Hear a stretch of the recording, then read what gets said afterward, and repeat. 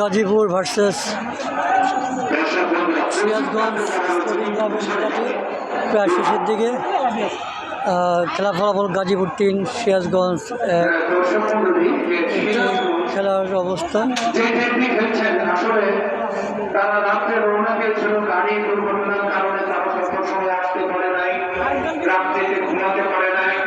সকাল 11টা 12টার মধ্যে এসছেন। তার জন্য তারা খুব একটা ঘুমাতে না পারার কারণে তারা খেলতে পারছে না। তারা কিছুটা টায়ার। অত্যন্ত ভালো দল, অত্যন্ত ভালো দল সিরাজগঞ্জ মহিলা ফুটবল একাদশ। তারা বিশ্রাম নিতে পারেনি, কিন্তু তারা যে ভালো খেলে। আজকে খেলা প্রধান অতিথি গাজীপুরের মাটি ও মানুষের নেতা, গাজীপুরের সিংহপুরুষ ভাওয়ালবীর আলহাজ হাসানুদ্দিন সরকার। খেলা প্রায় শেষের দিকে।